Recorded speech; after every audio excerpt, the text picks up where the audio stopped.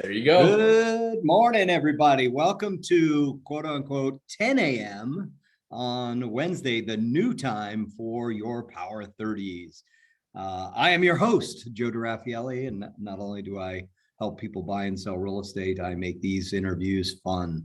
So it'll be a real easy one for me today because I get to interview one of my best homies on the planet, a guy that I literally put my life in his hands. When we go canyoneering, as I edge my way off the cliff, I'm always thinking, I'm good. Cody's got me. So today we're going to talk about money. Everybody's one, favorite subject because they're pursuing it. Two, oftentimes a very uncomfortable subject because we don't always make the best decisions with money. But Cody's going to here today to shed some light on some time-tested and bulletproof strategies on how you too can grow your wealth. So Cody, let's get rolling, buddy. Yeah, I'm glad to be with you, Joe. And you got me off on a very distracted tangent here in my mind because I started thinking about canyoneering and how much fun it would be to talk about that. But I guess we'll stick on the subject today. So most people know me that are on this call. They know that when I take the personality test, I fall in the analyst bucket. That might be why I did an undergraduate degree in economics. And then I did a master's at University of Michigan in business, and I did my emphasis in finance. So something about me gravitates towards numbers, and that tends to bode well for figuring out strategies with respect to money. So now I have to say, because of, the lawyers or whatever, that I'm not a certified financial planner. I can't give you any investment advice, all those kinds of things. But this is a subject that is near and dear to my heart because I have seen, as I mentioned in the Lunch and Learns, agents who have worked very hard their whole life, done very well, learned a lot of income, and then at the end of that, didn't really have much to show for it, which I think is a total shame. So last time we did this, this is going to be a review for those of you who've seen it before. And if you implemented everything we talked about, then you're excused from the Power 30. You don't need to be on, but I'm guessing that not everybody did. We talked about something where I want everybody to think for a minute about this. I want you to imagine that you have a little device. It's a little box about this big. It can be whatever color you want it. It's like an iPhone. It can be in white or black or whatever, but let's just say it's a little box about this big. And let's say that if you slide a dollar bill into that little device, that more than $1 would come out the other side of it. What would you do with that device? I would protect it at all costs and use it 24 hours a day, 7 days a week. Yeah, so you put in as many dollar bills as possible. You put as many dollar bills as possible into it, yeah. And then what if that little machine would give you more based on how patient you were willing to be? Like, so you put the dollar in and immediately $1.05 comes out. But what if you put it in and you wait a little bit longer and a little bit more than that would come out at the end? So what if you were willing to put that dollar in and wait a whole year, and it would send you out even more than if you had waited only a month, right? So obviously everybody, this is a very easy exercise to talk about with people. But we actually do have what I call the little magic money machine. We actually do have that available to us. And there are some really, really powerful numbers that come from it. But before we get into the numbers, which I'm anxious to do, let's just talk about a couple of little principles here. So I once heard somebody explain the difference between practices and principles. And this hasn't really settled all the way into my mind yet, but let me just read you what my notes were when I heard this. So practices are subjective and based on situations that are constantly changing. Principles are timeless and should drive practices based upon the circumstances. Ooh, I like that. So, a smart guy like Joe probably can like really put this into a perfect context in our lives. But let me just read that again one more time. Practices are subjective and based on situations that are constantly changing. Principles are timeless and should drive the practices based on the current circumstances. So again, in that same presentation where I heard this, the presenter said something to this effect. Most of these guys and gals have great practices that cause them to earn high income, but the very things in their nature that causes them success are also the leading contributors to the fact that they don't accumulate wealth. So there's a myth we're going to do a little bit of myth busting in our short time together today. There's a myth that if you just earn a certain amount of income, then you're good. Well, that's actually not true. It's the what you do with that income that matters way, way more than the amount of the income, for sure. So let me share my screen here and let's get to the numbers just a little bit.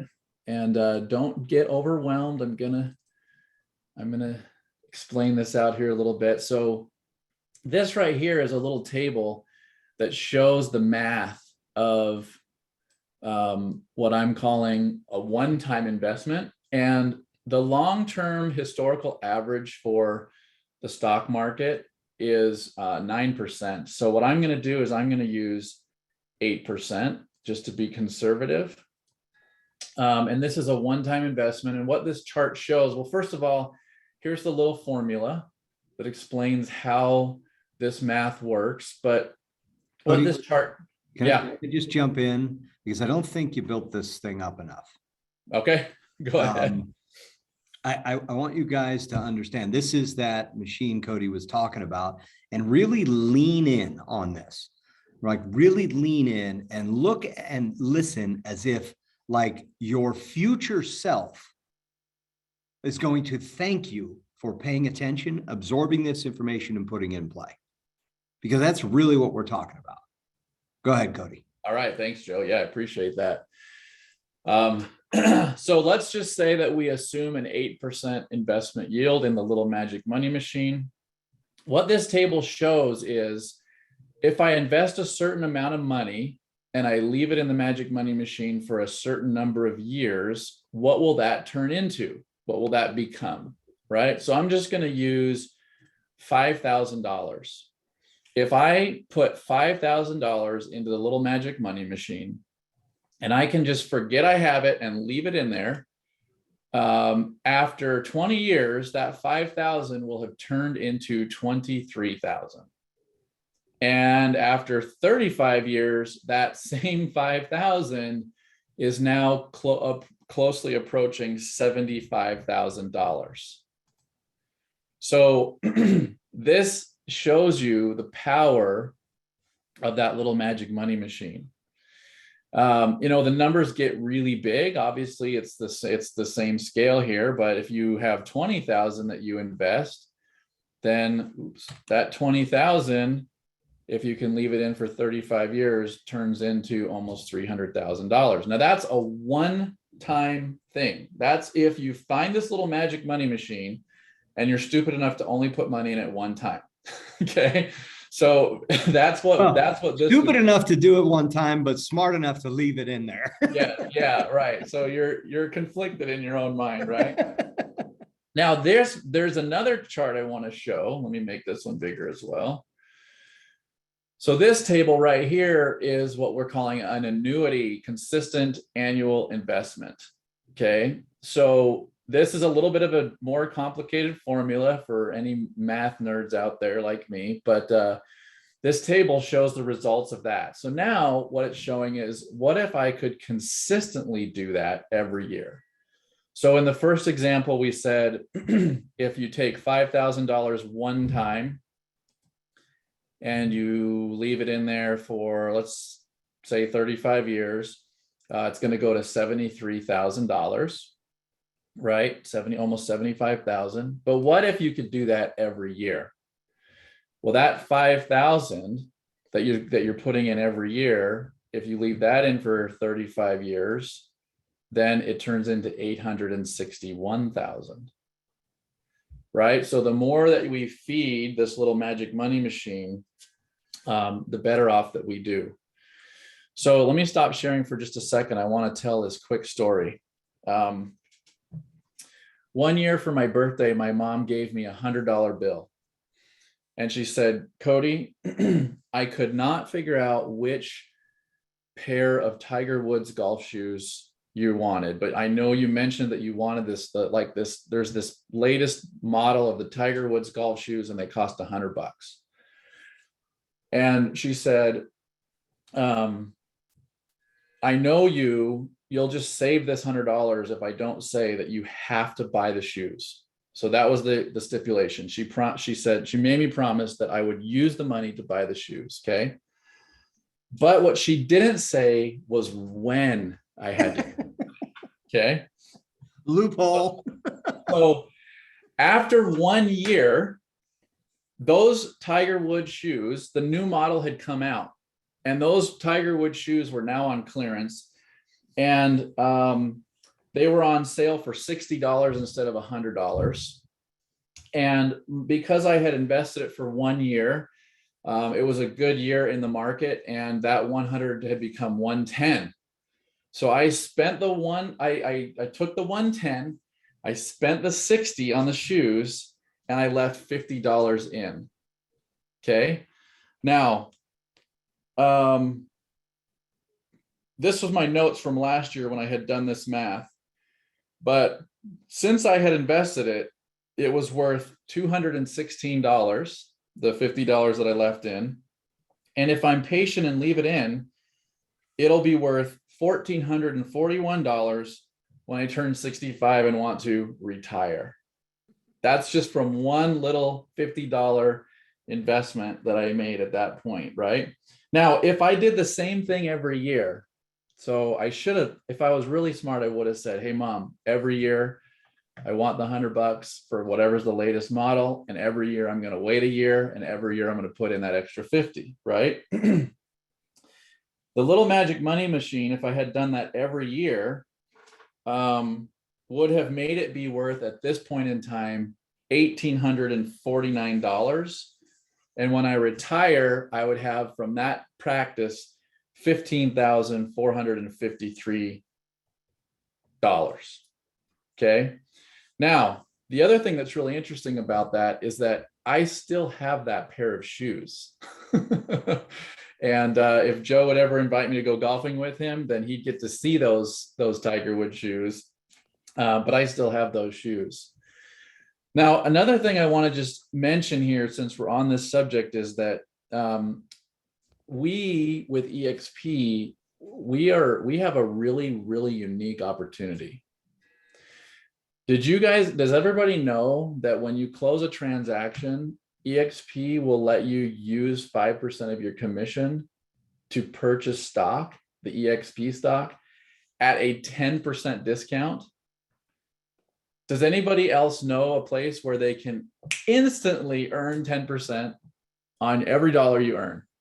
I don't, right? So that is something that I think everybody should be doing, because you get it at a 10% discount, and you can make whatever decision you want about holding that stock or selling that stock later when it goes up in value.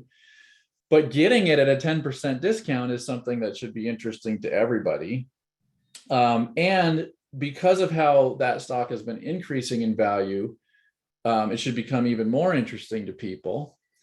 And we also earn stock by just doing our normal course of business. I don't know if you all remember, but if every year when you close your first transaction, you earn stock. Every year when you cap, you earn stock. If you invite another agent into the company, when they close their first transaction, they earn stock and you earn stock. So that accumulation of stock over time can be really good. And if you hit icon, it can be really good. So my first time that I hit icon, my stock award was 1,899 shares, which was worth $16,000. Well, I did the math, and today those same shares are worth $56,970. You just little magic money machine that stock. Yeah. So that did pretty well. And I'm not saying that every, investment will always return that much of a return, but I feel like we as EXP agents undervalue in our mind what we really have in front of us there in order to be earning stock in a company that's growing faster than any real estate company ever has. Anything you can do to get yourself on that wave, I would recommend it. Okay. Let's talk a little bit about debt. I'm going to share my screen again here.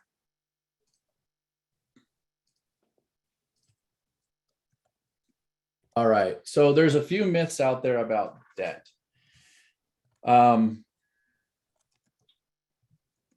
One of those myths is that all debt is bad. I've heard people say that, like all debt is bad debt. That simply is not true. There is some debt that makes sense. As realtors, what we're supposed to believe and what we're supposed to tell clients is that owning a house is so much better than renting a house. Okay. And I don't know if everybody really knows if that's true or not, but when you do the math, almost always it's true. It makes so much more sense for somebody to own real estate than it does to rent real estate. And the reason is because when you make a mortgage payment, you're taking money, some of the money goes to pay the interest, but some of the other money is coming out of your right pocket and into your left pocket. So you're actually capturing, you're capturing back equity in that manner for yourself. Now, consumer debt, like on goods and services that are depreciating, it's like taking it out of your right pocket and putting it into your left pocket that has a hole. That truly is gone, right? So that kind of debt can be bad. And this is why I want to show you why debt is so difficult to really manage for most people. This little table that you're seeing on the screen right here, let me make this a little bit bigger. Can you see that okay, Joe? Yeah, it's clear as bell. All right, so this is what I'm calling the true cost of debt. And this little table shows what it would take to repay $1 of debt in different tax brackets. And for those of you that are watching, you may want to click your view screen to standard. It'll put Cody up above, and then it'll really blow up this spreadsheet so you can see it well if you're looking on a small device. Go ahead, Cody.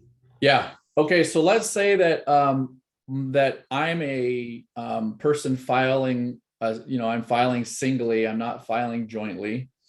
And the assumption I'm putting in here for a charity cost is 2.1%, which is the national average as of 2020.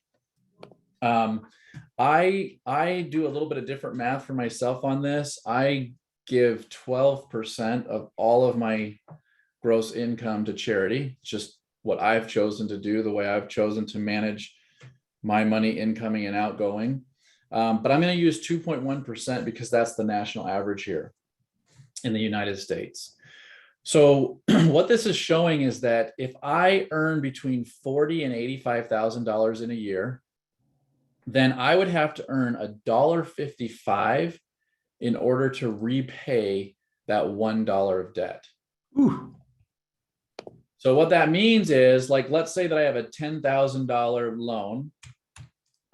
Let's say I have, I decide I'm going to buy a car and I have a $10,000 loan, or I have a $10,000 credit card balance or whatever.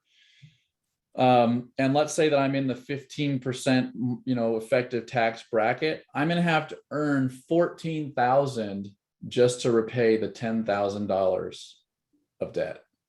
So that's what the true cost of debt is. Once you earn that money, you pay your taxes, you make your little bit to charity, you pay your interest, you repay the debt. See, Cody, I don't think many people really take the time to think through that at this level.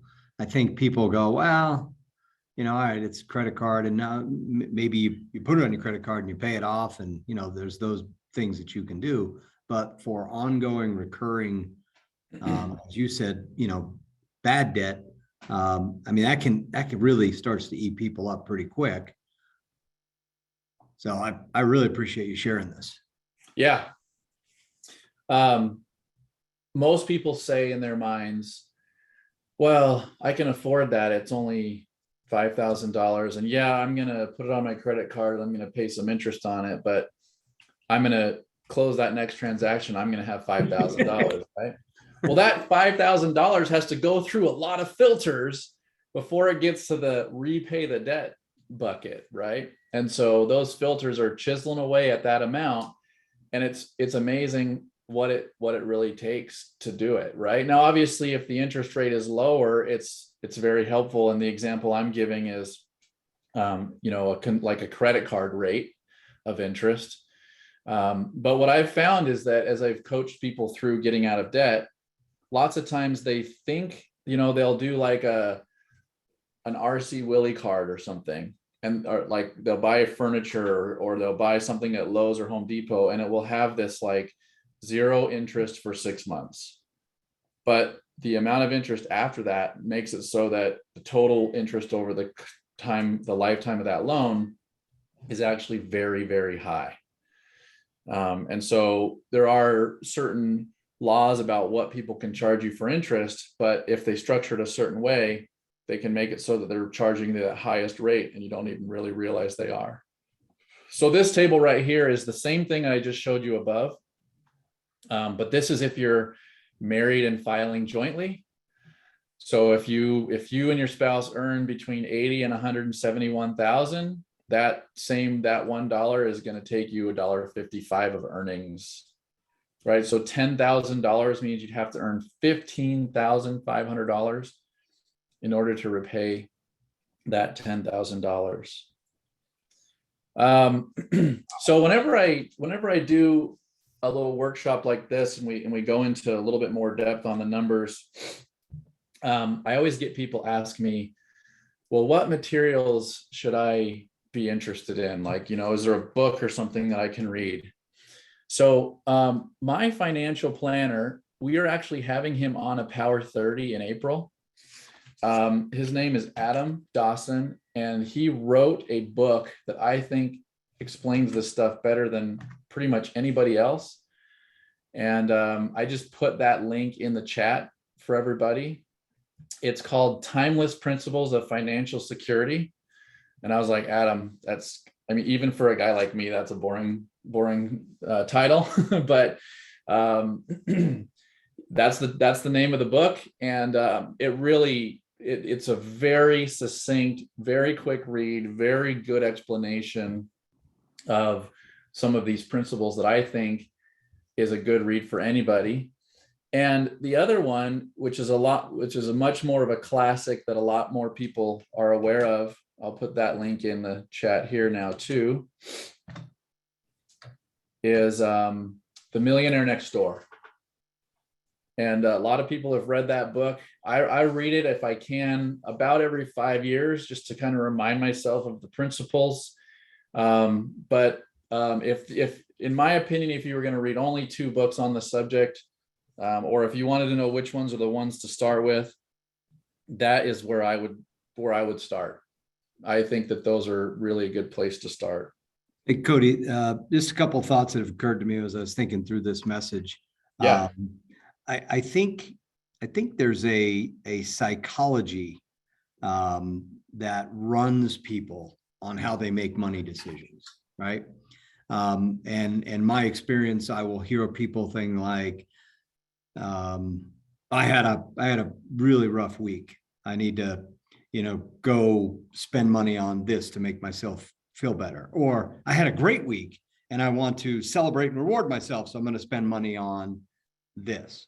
What I don't hear enough people working on is that emotional intelligence when it comes to money, of, like you said, that set it and forget it plan. That little magic money making machine where you're putting it away, whether you're buying EXP stock, like you said, which is a phenomenal opportunity to be able to buy it at a discount like that, or anything else. So when you talk about psychology, you obviously, beyond the spreadsheets, and this is me being real, because I know you in this regard. Beyond the spreadsheets will tell data. You have wired yourself in a way that you look at money and you look at spending differently. Because most people, when they're given that $100 at a young age, at any age really, but at a young age, they're going to go, oh, done. Like, I'm all over it, sprint right to the store. So how can you help people on the psychological side, the emotional side of handling money? Yeah. So we did not script this at all, but you just went exactly to the last point I wanted to make for our closing. That's why we're so close, homie. Most people think of this word discipline in a negative light. They think that discipline means they have to deprive themselves of something. Okay. But it's totally opposite of that. Discipline is the thing that allows you to have everything you want. Right. So, like, you wouldn't say, I just bought this brand new Lamborghini, but don't put a steering wheel in it, because then when I drive it, it'll only go where I steer it. Like, that would make no sense. Right. So discipline is the steering wheel that lets you take this Lamborghini and drive it where you want it to drive. Phew, I'm glad you cleaned that up, because I was like, you lost me on this analogy. Would you ever say, I'm going to buy this Lamborghini, but you know what, go ahead and leave the steering wheel off? No, you wouldn't. No way. Right. Because I don't want to have to, I don't want to have to drive it only where I steer it. Well, of course you do. You want to drive it only where you steer it. Okay. So, discipline means that you train your mind in a way to think about this and realize that every dollar that comes through your door is like a little soldier for you, and you can deploy it in the way you want. You just have to decide what's the right way to deploy this. And I think it's a good idea to pack a few of those things away into the little magic money machine, so that when you are done with your career, you have it. Now, the very last thing I want to mention, since we're at the end of our time, is that what you will find when you talk with most people who understand money is they will say you need to have multiple sources of income. Regardless of who you are, what job you have, or what business you're in, you need to have multiple sources of income. This is the reason that I chose to come to EXP. This is the reason that we offer all the things that we offer in Synergy. If you are focusing only on earning commissions, which I'm not saying you shouldn't, because that's one of the 3 ways you should do that. But if you are definitely leaving some money on the table that's important for your future. The earning the stock and the inviting other agents so that you can build revenue share for yourself are 3 ways you can earn income in the same business you would be doing anyway if all you were doing is earning commissions. So if you do that, and if you apply that little steering wheel of discipline and apply some of the principles we've talked about today, then your ability to build your future for your retirement in the long run goes way, way, way up in probability. So I realize that everybody's busy, but I encourage everybody to think about how you're going to maximize those 3 things, because it's something that's right in front of us in a way that isn't in any other model in front of us. I think that's a good way to kind of put a bow on the little magic money making machine, because, as real estate agents, and I think you hit it right from the beginning, is there's a lot of people that we know in our industry that have made a good commission income. However, they're still hanging on that next deal, which, it's a very tiring emotional experience. And I'm not making anybody wrong about this. Like one of the things that I love about our industry is you have the power to do whatever you want and live your life the way you want. However, that long range projection, and I'll use your word of steering wheel discipline, can get you to another place, but it does take, changing some of your habits. And one of the habits that I think everybody needs to put in as part of their routine, in addition to selling property, is talking to other agents about how awesome the opportunity is to come here. And if you're not doing that, I think you're selling yourself a little bit short. And this is not a hard sell and a pitch. This is your life we're talking about. Like, at the end of the day, I know where I'm at. I know where Cody's at. Like, we're good. Like, we'll make more for sure. We'll do it. But like, take little steps in these areas on things that you can help make a big impact in your life. You deserve it. Yeah.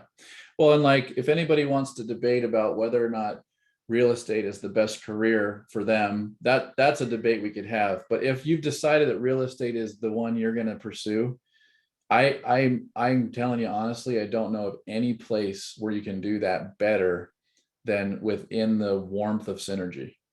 And I think that you ought to be willing to share that with other agents, because they deserve it too. And it benefits everybody financially to do it in a way that's really congruent with the things we've been talking about. Again, remember, practices are one thing, but principles are timeless. And they are what should drive the practices, because circumstances are always changing. Perfect. That's all I got. We talked about every money thing imaginable, Joe. Well, I think for everybody who has a schedule and things to go thank you first of all, for tuning in on this. I am going to do a little asterisk over time here, because we typically, on a conversation like this, we would want to open it up for question and answers. So if anybody has to go, thank you very much. But Cody, if you can give us 2 to 3 more minutes of your time just to see if there's any questions, I'd love to open that up to the people that are been attending. So for those of you that are there, any questions? If so, either raise your hand, unmute, or type it in the chat. So look at that big build up for questions, and you answered them all, Cody. I put a question in the chat. Yes, you did. Yes. And did you hear his answer? Where would one start? Where would one start? So you had another question. So how would I choose a financial planner or someone to guide me? Or this is all brand new. So where do I start? First of all, I would start with the 2 books that Cody had recommended. Wrote them down. Yeah, that's absolutely the first start, because you got to understand what you want. And then there's a number of different approaches on financial advisors and how they can guide you. But some have different responsibility levels. So Cody, how would you answer it? So it's a great question. I need to find this, but there's a study that was done where they took the 10 money managers, stock investor guys, the guys on Wall Street, and they took the 10 highest producing ones, the ones that had the best returns in a given year, and in the next year they put them up against 10 monkeys, literally monkeys. Okay, so they had monkeys picking stocks, and they had these 10 investment guys picking stocks, and the monkeys outperformed them. And so they've done study after study after study that have shown that when you're trying to pick individual stocks, you are either going to get lucky or you're going to lose. Those are the 2 things. You're never going to, it's never going to be where you're just smarter than the market. So my advice generally is, and what I do generally is, I have what I'm calling my retirement vehicle, and that is always just investing in the market in general.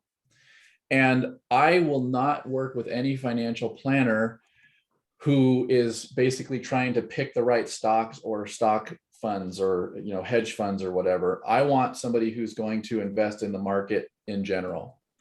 That's what I do. And then I have a little bit of play money that I'll put into individual stocks myself just to see, but it's really kind of gambling. And if I make earnings in that, I put it back into the market in general, right? So we have some, I know some people I could recommend that are good financial planners, and you could ask around a little bit, but having somebody that you meet with every 6 months that makes you stay steering that steering wheel in the right direction that's something that has been super valuable for me. The concept on picking individual stocks, although, and Cody and we've had these conversations many times over the years. You're right. You can catch lightning in a bottle. You can also just catch lightning. And that's not always good. And one of the challenges you may pick a good company with, a good product and a good market share. And the CEO has an affair with one of the staff members, and the whole company, suffers as far as evaluation. So the reason that Cody's talking about the market as a whole is you're playing the long range game. You're going to have companies that are going to pop up. You're going to have companies that come down, but overall your return is going to be much more balanced. So, and I'll share what I do with for my kids.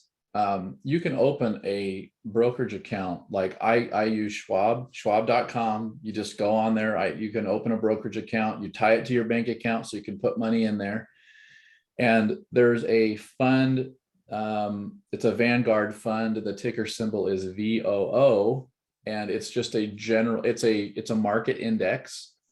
And the reason I chose VOO is because the management fee is super, super low. Right. So I want as much of the returns coming back to me. I know it doesn't require a lot of management because it's just a market index. And so with my kids, when they earn money every month, they earn money and they give a certain amount to charity. And then they have a certain amount they're allowed to keep to spend. And then the rest they know is going into the little magic money machine. This is a term we use in our home, in our house a lot. And so like my one son, who is 11, he puts in $40 a month, and we just put it into VOO. Set it and forget it. Yep. Well, hopefully that sheds a little bit of light that might help you guys as you move forward, give you something else to think about, add some disciplines into your life. And obviously this is a conversation that, in my opinion, never gets old, because money's fun when it's working for you. It's not as much fun when it's eating you, which is, a lot of bad debt. So, Cody, any last closing thoughts? I think that you just got to start, right? Especially if you're young, just start, right? And start putting in a little bit. And what you'll see is you'll put some in, the little magic money machine will reward you, and you'll get sort of addicted to this concept. If you're like me, you get sort of addicted to it. And so you live your life, and you pay your bills and stuff, but as much as you can kind of put in there, you do. And then I'll tell you where it really pays is, like in my case, when in my life, when I want to say, well, what if I wanted to retire early? Or what if I want to put in that pool? Or what if I want to do whatever, right? I've reached a stage of my life now where I'm still really young, but if I want to do those things, I can do them. And so that's where the rewards really come. And those rewards are there for anybody. It's never too late to start. Awesome. That's a great close for everybody that's on here. Appreciate you showing up. Those of you that are listening recorded, hope you got as much value as the people that are here live. And we'll look forward to seeing you in 2 weeks, at least for another Power 30. But I'm sure we'll see you in between now and then. Go do something good with your lives in between. All right. Thanks, Joe. Cheers. Thanks a lot, guys. Have a great day. Thanks.